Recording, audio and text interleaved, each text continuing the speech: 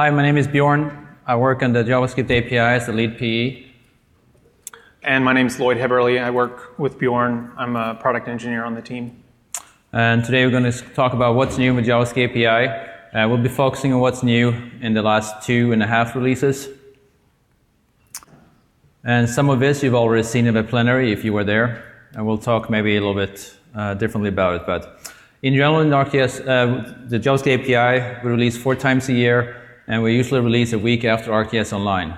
So when you hear that ArcGIS Online is released, you pretty much know that the next Thursday or Friday, the JavaScript API is going to be released. For each release, we have release notes where we talk in more detail about what you... Thank you.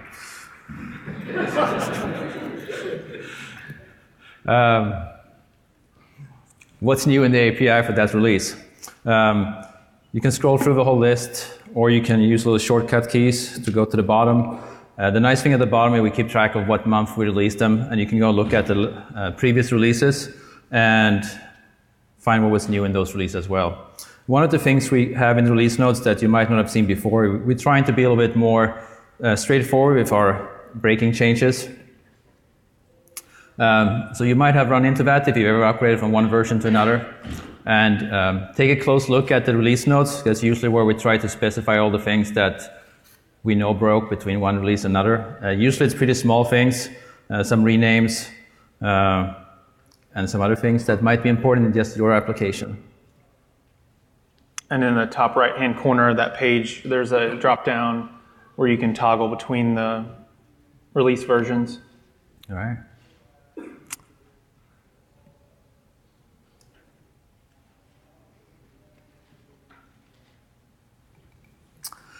And you probably already heard that during this week we're talking a lot about version 4.7, and that's going to be released in April. In general, last year, we and many of our users worked on the 3x API and the 4x API. And a lot of the questions we've already gotten is, when should I migrate to 4x, or is this the time to move, or when is this feature coming in 4x?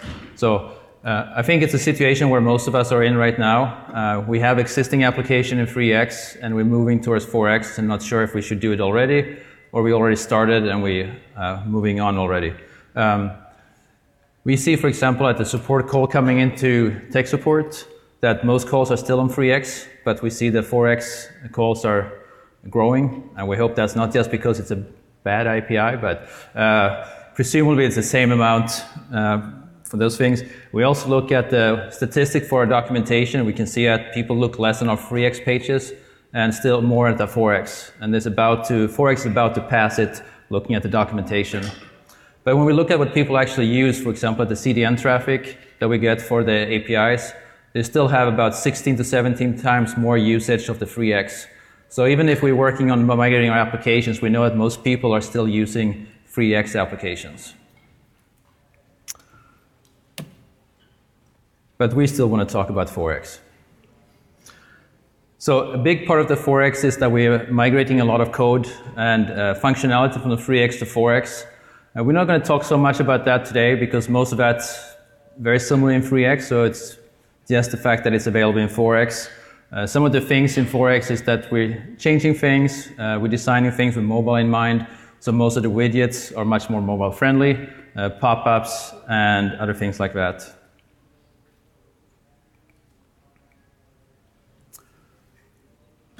How many people here use the JavaScript for API Resource Center, the documentation online? That should be everybody's hand, I hope. One of the things, if you go straight to the JavaScript API that you might have missed, is that on the developer site, there are now a number of dev labs. The dev labs exist for for all the different APIs and SDK we have. And if you want to browse them, you can go browse and scroll down and look for the JavaScript ones. There's about 10 of them right now. These dev labs, I think, are very nice for specific features. They take about 10 to 15 minutes, and we specify the time. They're very detailed on the steps to go through, both in the JavaScript API, and also if there's something you need to set up with your layers or your identity or authentication. So these are really good resources for getting familiar with specific features. So these are new from last year. Oops.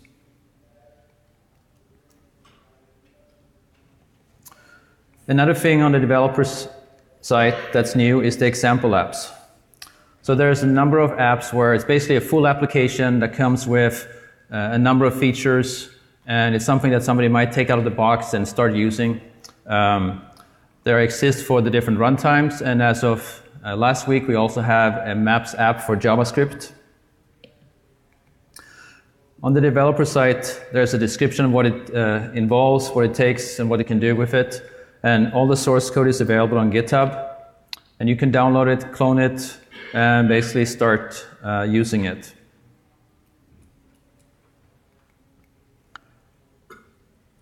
The nice thing about this Maps app, it's not just like a sample that we have in the SDK where it's one little feature. This is like multiple things together. It also has a test harness. It's NPM built. You use NPM to build it, but it had all the pieces that you basically want to have in your application. There is a session later this week with the word optimizing in the title. What's the full title? Do you remember? Anyway, Renee is presenting that, and that's a good session to go to both for this part and also for other things that he's going to talk about there.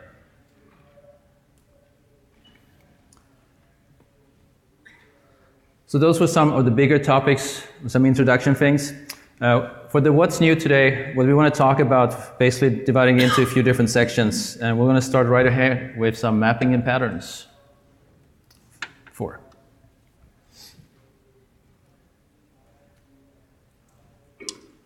So there's a session at the end of this that I'll point you out to, but one of the things when you start using the 4X version is there's some new features that you're likely going to need to understand. And so we'll talk about those. One of the new features that we added was kinetic panning. And you can see in this video how the map's kind of jerky. And as you pan, it just kind of stops. And then I refresh the page, and whenever you touch and throw the map, you'll see how it kind of glides. That was a user enhancement request that we added, I think about maybe user conference timeframe last year. But if, depending on when you started, you may have never realized that or had to deal with it. One of the things that's really cool about 4X versus 3X is this thing that we call autocasting. So if you've worked in the 3X world at all, you're familiar with probably looking up the API documentation and copying and pasting the folder path and the module name, and then pasting that into the require array, and then calling it in the callback, giving it its name. Well, now we've in 4X we've gotten rid of that, and this autocasting allows you to not have to know what all the modules are that you need to import, and we will basically introspect this autocasting signature and load the modules at runtime for you, so you don't have to worry about it. So it's a really cool thing. We've had it pretty much from the get-go in 4X, and within the last year, we've added support for renderers, symbols, and symbol layers, in addition to being able to do geometries, with attributes to add as graphics. So here we look at an example here where in this type, we are requesting the symbol marker. And basically, that's going to autocast and pull in the module for the symbol marker symbol. And as well as for the outline here, in addition to not making you have to import the simple line symbol module and the color module, you can just specify that as an array there. And then whenever you populate the feature layer and you set the symbol type on it, you just set it to that JSON object, which is the diamond symbol there with those autocasts, and then we will pull in the modules necessary for you. So it saves you as a developer the amount of code that you have to write. In this example here, we're looking at a graphic, and so we're just passing in this JSON object to the graphic module and specifying it of type point, which we will then load or fetch the point module, and then the type with the simple marker symbol down here as well. So it's just little things like this, the things that we've learned from over the years of building the API, trying to just streamline the API and make things easier for you as a developer so you can be more productive and write your code faster. So there's a bunch of different links in this deck that will be available, but there's an auto-casting topic in the guide under working with the API, and it describes what that is in great detail. Another one is if you haven't really worked with 4 yet, and maybe you haven't been working with some of the newer features in JavaScript, working with promises, and that is something that you'll need to come up to speed with and learn about how to work with promises and chaining promises and waiting for multiple promises to resolve before you can, complete the operation that you need to do. So that's some information that you'll need to understand. And we're also working on improved compatibility with standard JavaScript promises. So back whenever we started developing the 4x API, the promises wasn't a complete spec yet. So we went ahead and used the then, and as of course how Murphy's Law things turn out, that it conflicts with the standard promises. So we are moving to the when. So in the Esri JavaScript API, you'll see it call when instead of then, and in a future release that will disappear. So this is something for you to be aware of in your Esri JavaScript code, that you need to use when instead of then, and this allows us to have better compatibility with promises. In addition to that, if you're going to be doing any custom layers or other types of development, it's good for you to understand the loadable pattern.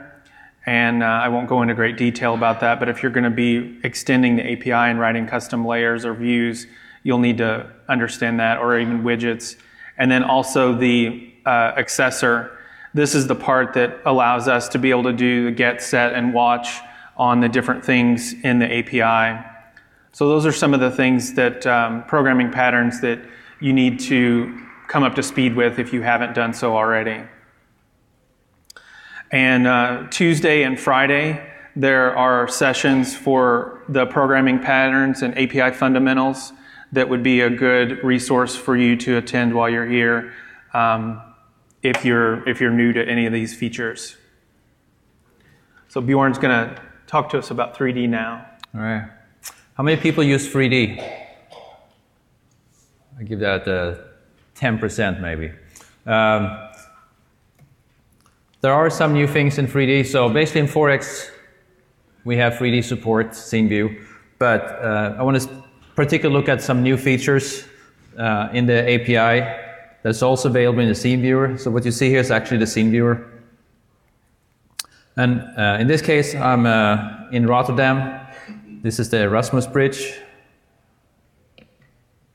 And you can measure the height, for example, the height of a bridge or the length of a bridge, and just by clicking. And so in this case here, you can see that the height, and if you don't like feet, you want it in meters, that's easily done. You can also move this feature, whoops. Let's start over.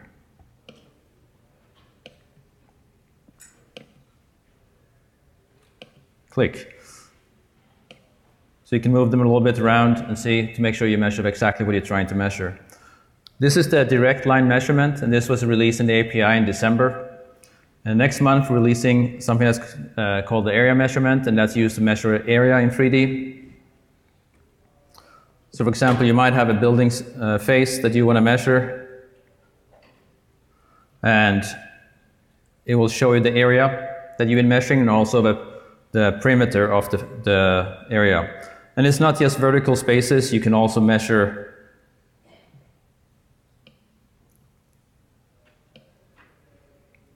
any kind of 3D space, you can measure and see what the actual area for it is.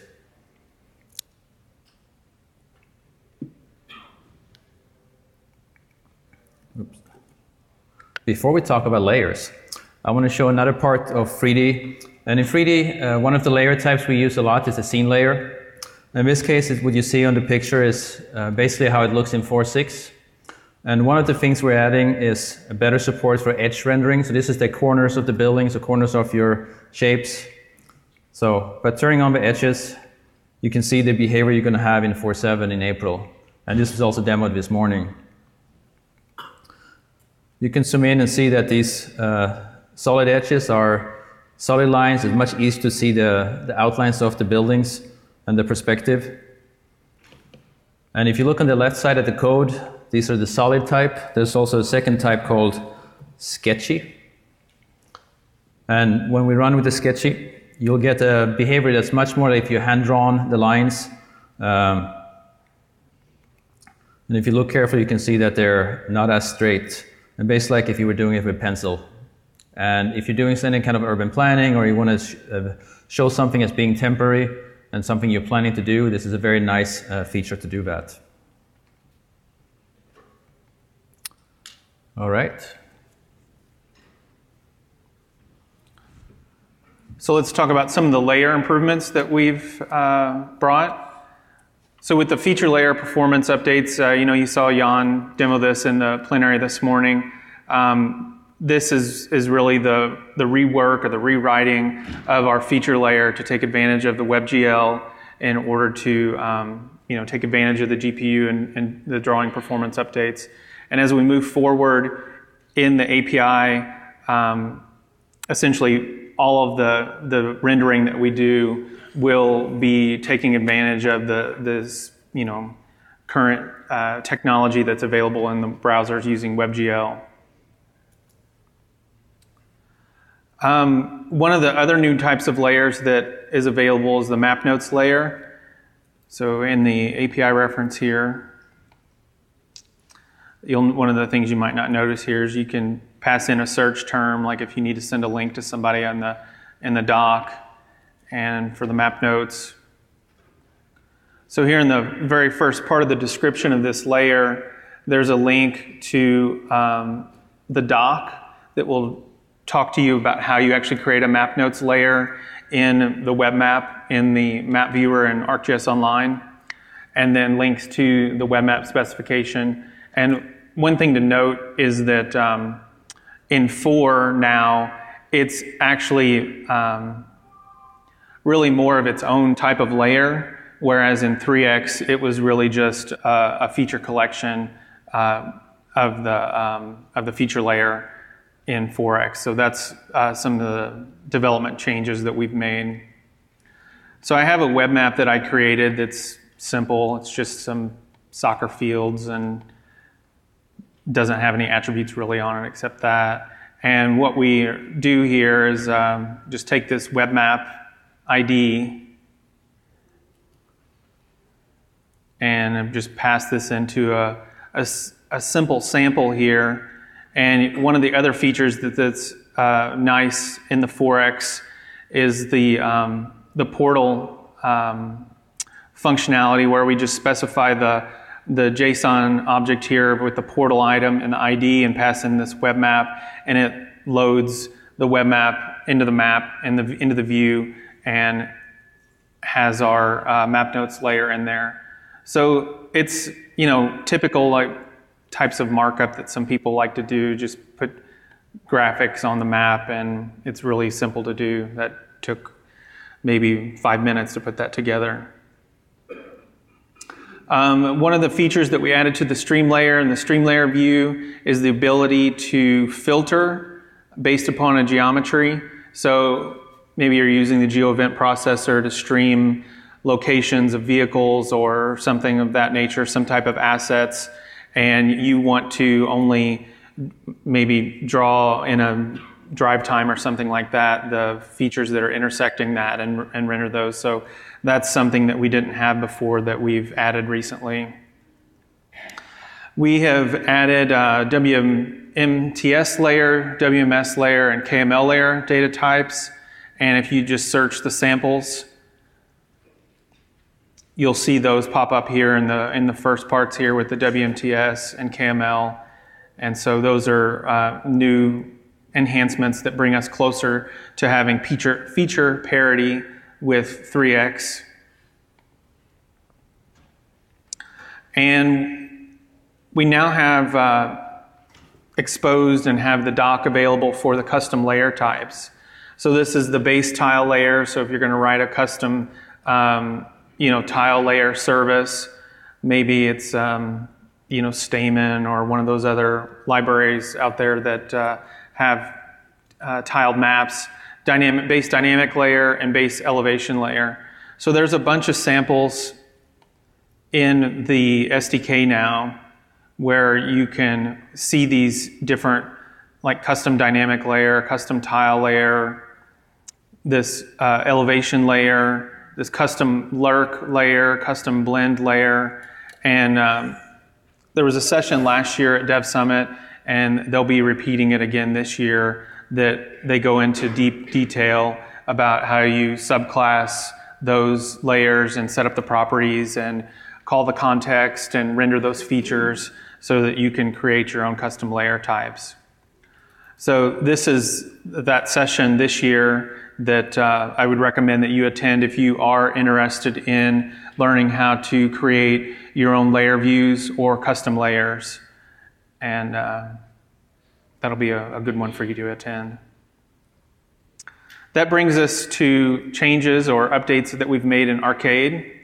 So Arcade is the scripting language that's available across the ArcGIS platform. This is the documentation on the developer site where you would just learn in general about Arcade, and there's a playground and how you can interact with that. There's a help topic in the 3x guide that goes over how this language works, the syntax, and whether or not you're working with pop-ups or visualization or labeling. We call these things profiles, and you'll be writing these Arcade profiles for whether or not you're going to be doing specific types of visualization or labeling or pop-ups.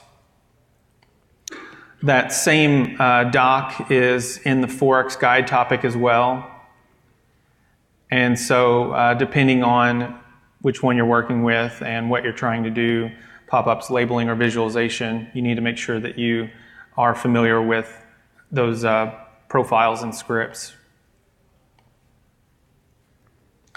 One of the things that we've added is geometry support. So not only can you do the other things, but you can also do relationships and analysis to only show a certain feature based upon some feature geometry. Now remember that these operations do occur for all the features, so you could potentially lock up your app if you program irresponsibly and don't think about what you're actually trying to present and show to the user. In addition, we've added support in 3D for labels and elevation offsets. So in this sample here, you can just change the multiplier here for the Z value, and the hot air balloons will raise and lower accordingly.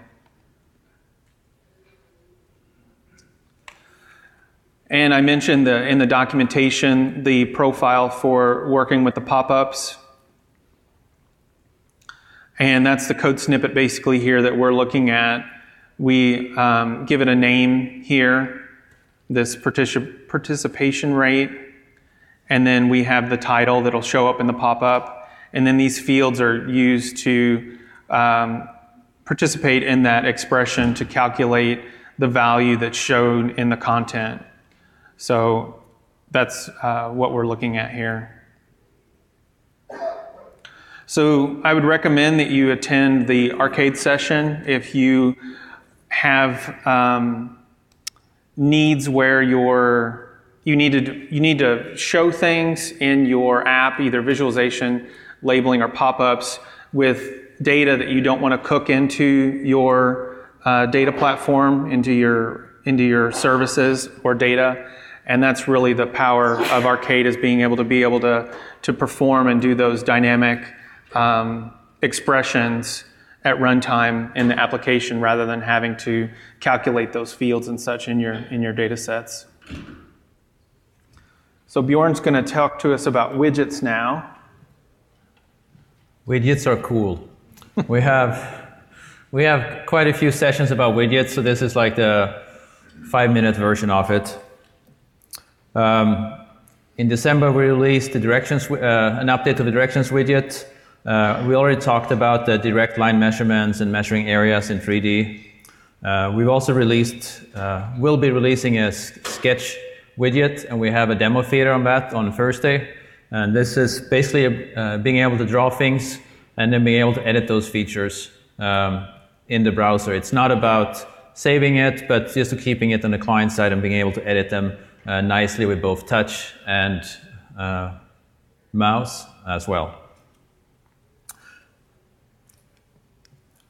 One of the widgets that's going to be new in this release, and that you showed in the plenary as well, is the coordinate conversion widget. There's quite a few things that are a little extra cool with the coordinate widget, but this is similar functionality that there's been custom web app builder widgets for, and there's been other applications that have been using it. One of the nice things here is that as I move my mouse along, I can see the actual location. This base map is a web Mercator, but I can see it in latitude and longitude. If you actually care about the web Mercator numbers, then you can have those as well. I upped the font a little bit so that you could see clearly from the back, but I didn't obviously change the size of the widget. But I think you can see what's going on.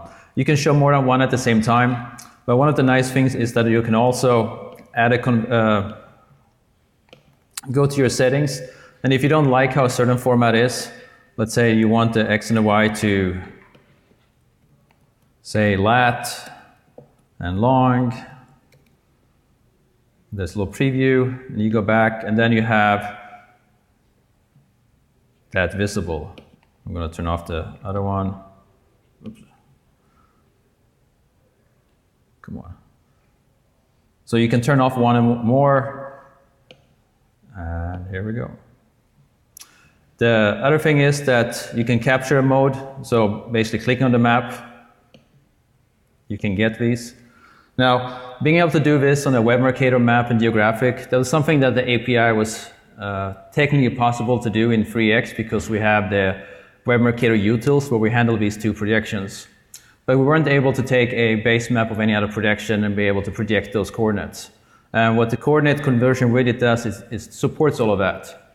And the reason why it can support that is because we now have a local, in the client side in the browser, projection engine. So this is similar to how 2 years ago we added a geometry engine to be able to do some of the things that you would normally do in geometry service, and we moved that into a library and had a client side. Now we're doing the same thing with the projections. So this is just one piece of where you can see the projection engine in action. If you, let's see, no, not that one. Sorry. In the plenary this morning, you saw a demo by Jan. If you were there, it was one of the first demos, and he showed a map of the South Pole.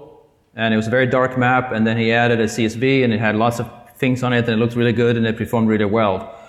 What actually happened there, he was adding the data from a CSV file, which was latitude and longitude. And then client side, the API took care of projecting these points and display it on a map of, I don't know the projection, but it had the South Pole in the middle, so it wasn't one of our regular ones. And the way that was doing it actually was all out of the box. All he had to do was specify that on his feature layer or CSV layer that he added, he specified what spatial reference to use. And then the API took care of all the projections. When we release this in April, there'll also be some methods for you to connect to and be able to project client-side using your own, whatever data you have. So not just using it automatic in the layers, but or automatic and coordinate conversion, but also just using the local projection engine. So basically, it will support almost everything that you can do in the projection and the geometry service projection methods will be the same thing that you can do on the client side. If you know much about, who knows a lot about projections? Quite a few. You probably know it's pretty complicated and there's quite a few. So not surprisingly, being able to take all the projection libraries that we need and put it on the client is not an easy thing to do. And we don't want to wait to download a 50 megabyte file just in case your browser is using a specific things. So we've done a lot of work on making this code very small, and the format we're using for this is something called WebAssembly format. It is now an industry standard across all browsers. And when they say cross browsers, they mean all modern browsers.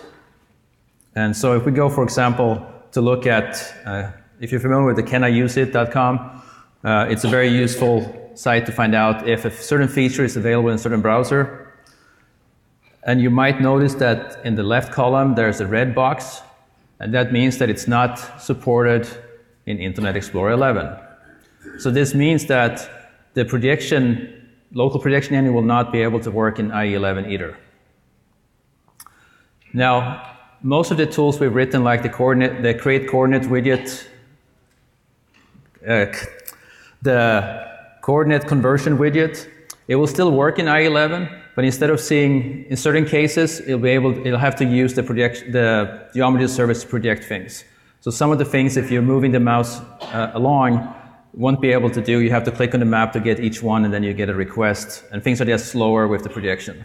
But in Edge, Firefox, Chrome, Safari, iOS, everything will work just fine because these browsers support WebAssembly.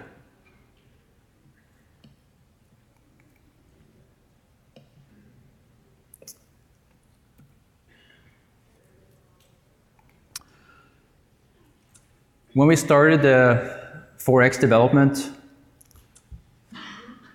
we hadn't really finished all the work on the widget frameworks. And so in version 4.1, we finished that. And since then, we've been converting our widgets to the new framework, the widget framework that we want to use and that we want people to use if they create custom widgets. And that's now in place for pretty much all the major widgets. And that's been, every release, that's been one or two more. And it's basically done for all of the widgets now. I also want to point out some of the pop-up improvements. There's been a lot of improvements going in on mobile, and I'll talk more about that when we talk about pop-up, but the pop-up widget has seen a lot of improvements in each release.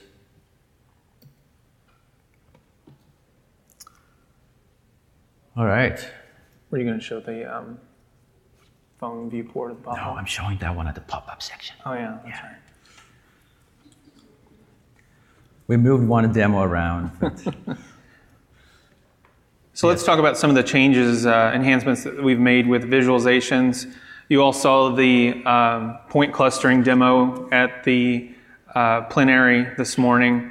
Not only is it a cluster, but you have the thematic part of it as well, where the blue represents the evening here. So this is some of the things that we're working on integrating into the API, so the clustering. It's more of the smart mapping, things that are in 3X, bringing them into 4 and also bringing them to 3D. So supporting scene layers that have mesh geometries and being able to use the color and type renderer and the visual variable creators. So just basically like being able to specify a base map and to use to run the data analytics, the statistics behind the scene, to pick and match the theme that will work well with that, and then using these methods such as create continuous renderer to be able to thematically render those features based upon the base map. In addition, we've added some enhancements to the point cloud layer to be able to use unique values And so in the renderer type here, in this example, we say point cloud unique value, and then that kicks off and tells the API that we want to actually create a unique value renderer for all these individual point clouds, versus actually just seeing them rendered in their natural state. So it's a nice enhanced visualization. In addition to that, we also have added the type renderer creator object in for the data-driven visualization, where you specify your base map type, and then these colors and unique value renderers are created from that. I think that was that. So let's go to pop-ups now. All right. Pop-ups. Key aspect of most maps. The demo that you've heard so much about. One of the things that we've been working on is to make the pop-ups work really well across the different platforms and browsers, handhelds and phones and so on. So in 3x that was a little more difficult, but in 4x it's really designed with mobile app ahead in mind. So you might already know that you can move this, the widget, you can park it on the side. So when you click on different things, it just shows up over there. Or you can have it, as you might be more comfortable or normal with, that when you click on a feature, it shows up right there.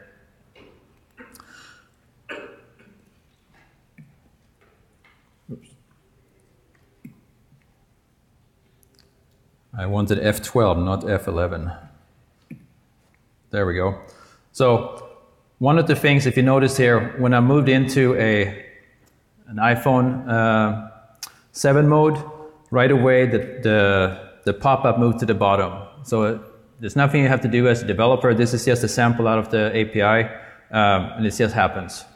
And if you really want it, you can move it out and click on things, and you get them there. And if you move it back down and go back to more of a desktop things, it just happens. So it doesn't really matter if it's a different device or if you have a browser where you change the size of the browser, it's the same behavior.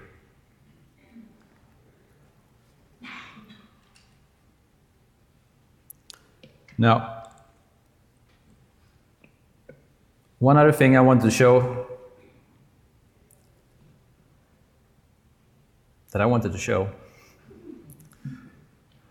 is that this is more sort of like more of a bug in the earliest versions of the 4x API. Some people might say it was an implementation feature, but when you clicked on a feature, you only got that one feature. But if you clicked on where there was a bunch of features, you still would only get one. And now the API is working properly, and you can go between the different features of that feature layer.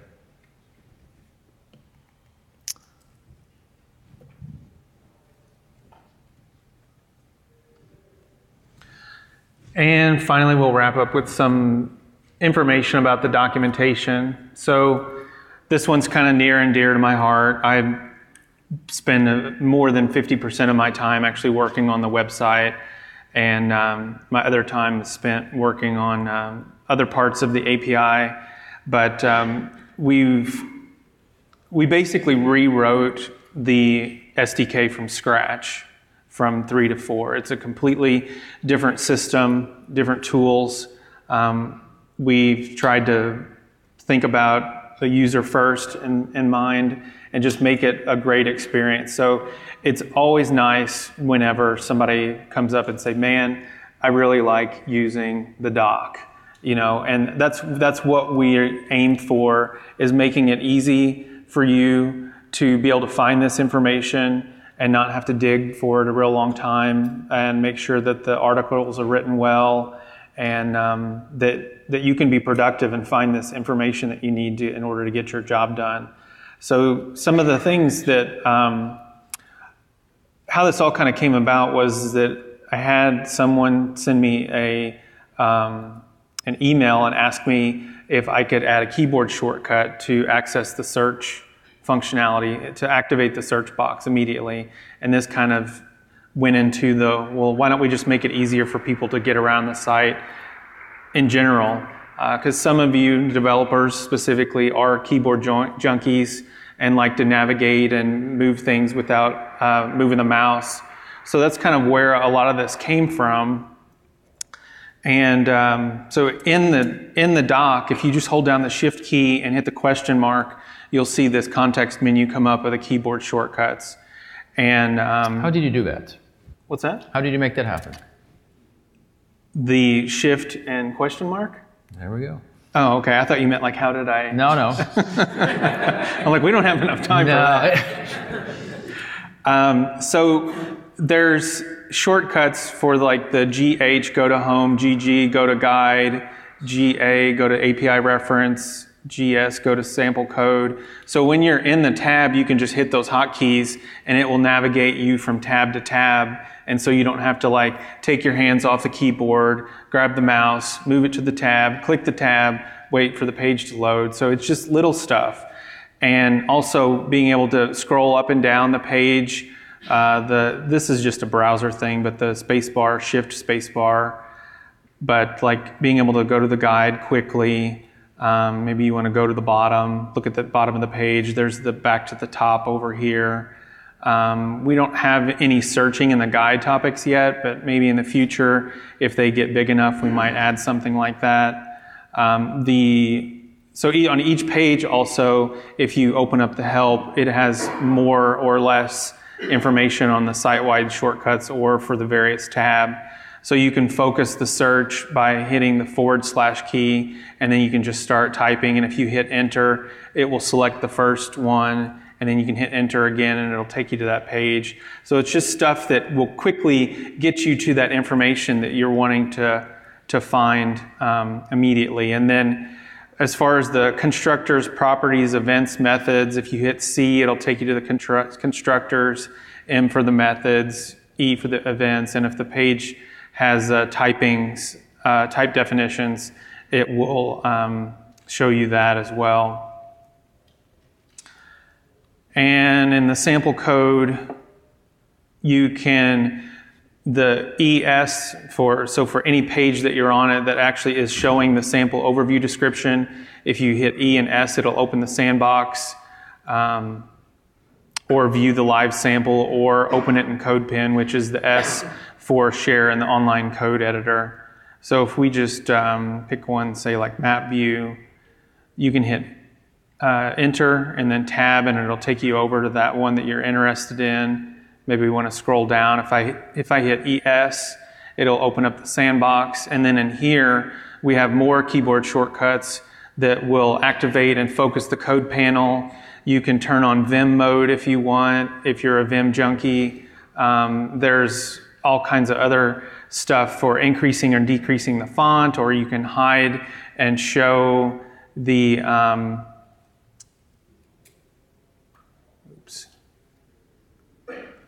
I always forget what that one is. That's control. Usually what you will find is that you'll memorize a few, you start using them, and find them really handy, and then once in a while you look for the help because you can't remember what they are. Or in my case, you see somebody like Lloyd navigating it really fast, and I'm like, how did you do that? So it just depends. You might not care. You might be like, wow, I really don't care. But for those of you that, and maybe that's all of you, maybe you're raising your hand in your head, I don't know. But if you use the dock a lot, it can save a lot of time. And time is money, and productivity and other stuff that you can do. So Noah, who's also a product engineer on our team, wrote some blog articles about the improved website accessibility and tips and tricks for navigating the JavaScript API website. If you you might learn something new in there. I don't know. Give it a shot. Yeah, it's pretty cool. Pretty much everybody on the team who's a developer, we use the documentation ourselves a lot. So we use these things. All right. It is time for questions. And if you have no questions, no.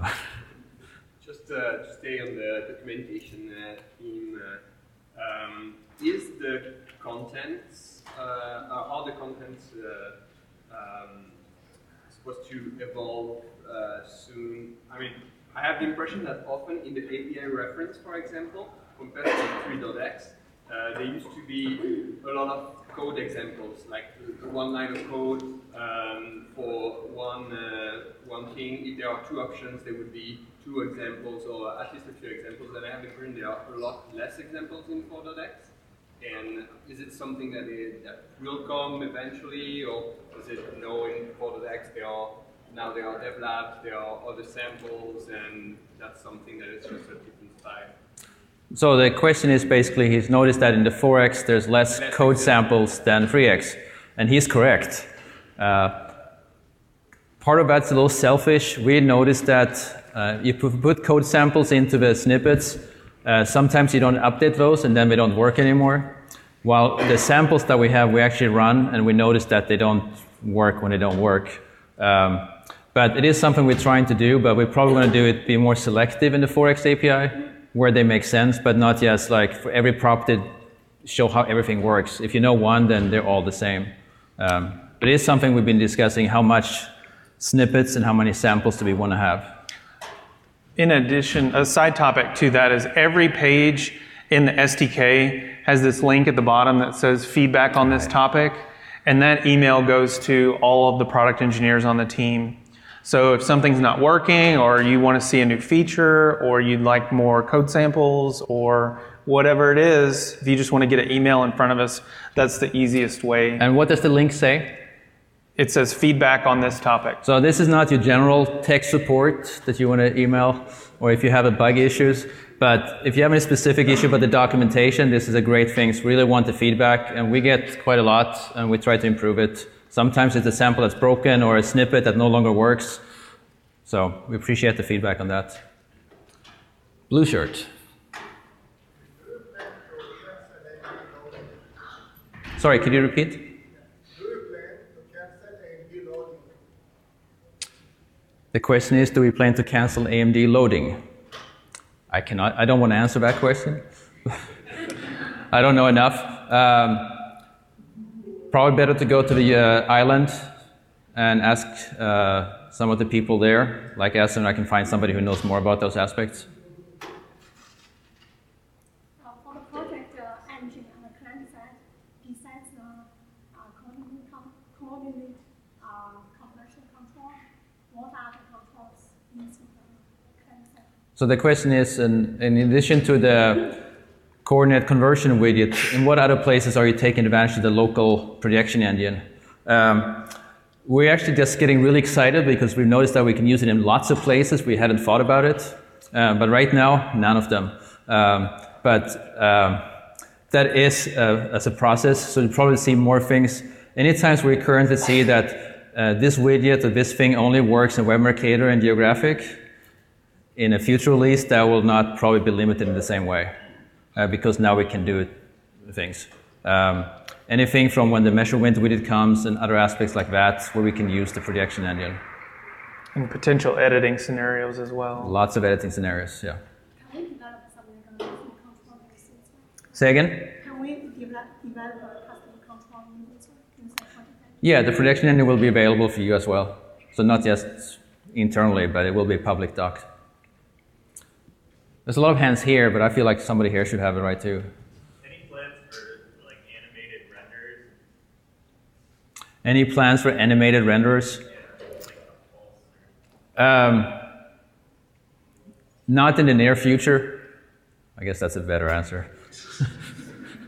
Yeah. If you go to some of the advanced, like the 3D visualizations, you'll probably get some more inspirations and ask the same question there. Hopefully they give the same answer. Use a GIF? Sorry? Use GIFs instead? Animated GIFs, still working good. No, there are better ways. How soon do you think the 4.x API will become feature compliant with 3.x? All right, it took quite a while for this question, I was wondering. The question is, how long do you think it will take before the 4x API has full feature feature Parity. to the 3x? I think that will be early next year, maybe. There are obviously some big things we still have left to do, and then there are some things that might happen post. I think the one way to look at this is if you look at the one of the biggest users of the 3x API and one of the main applications, and that's the map viewer in ArcGIS Online. When the map viewer in ArcGIS Online can move to 4x, that's basically when we have parity, and that's our goal. There might be some features of the API that's not used in the map viewer, and that might be released later or something. But basically the plan is to finish it, and once we have the parity, we're not going to have too many more 3x releases, but that is a longer plan. But once 3x is last release, it will still be supported for 2 to 3 years. You can call tech support, report issues, get workarounds, and hopefully no hotfixes. The same process that we had with the Silverlight and Flex API when those were retired. We also have a road ahead session on Friday, I think, and they're probably going to talk more in details about that too. All right. There is a module on NPM React ArcGIS. Can that be used with React Native? Do you want to repeat it? The question is that there's a project that's on NPM that's Esri React Native, or Esri React? Esri React ArcGIS. And can that be used with React Native? I don't know. That would be a good question for Renee. I don't know the answer, but I know that the sessions about frameworks that Renee and Tom Wason is going to have, those are the people that can answer that. Or come to Ireland, give us a few hours, we'll try and get an answer. In the middle. I have a question about 3D. What's the limitation of feature life counts on you in 3D? Or best practice? So what is the limitation or best practice for how many features can you have in 3D? Feature layer. Feature layer. So there's a few different, this is 3D specific? Yes. Yeah. There are certain limitations in place. So for example, if you use the scene viewer, they're pretty restrictive. I don't have any exact numbers. It depends a lot on the data. So point data is easier, you can give a count, but for polygons it depends on how complex they are. I have done some tests. I added just a simple layer in one point, and on 90 layers from 44, 60 crashes. That would be a bug somewhere, but I've definitely demoed more and we've shown it, and there's application that works better than that. I would try and take that exact repro case and bring it to tech support either here or bring it to the island, somebody can look at it. Actually, on Firefox it crashes on 120 because it uses multiple cores. Yeah, if you have a decent machine with multiple cores, that should be no such problem. That's got to be something else. That's. Yeah, please come by the island today, tomorrow, or Thursday, and show us, and we'll look into that because that shouldn't be. All right. Next question. Far in the back, white. The guy in the front right here. Oh, you wanted to go first? Sure. Is the point clustering in 4.6? The question is there point clustering in 4.x? The answer is no. Is it coming out? I don't know exactly what version is coming out, but it will be coming. Will the local projection engine have geo-transformation support? The question was, will the local projection engine have geo-transformation support? The answer is yes. All right, more questions? The standing up?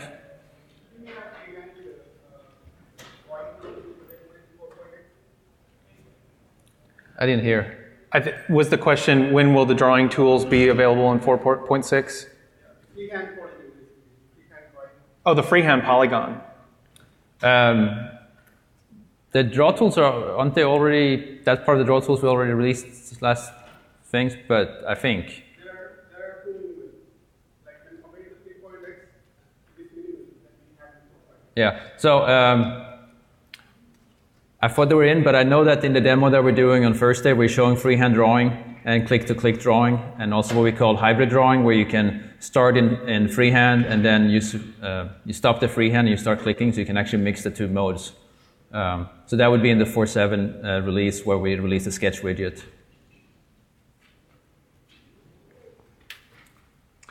Don't forget to fill out the survey if there's no more questions. All right. Even if there's more questions, you still should fill out the survey.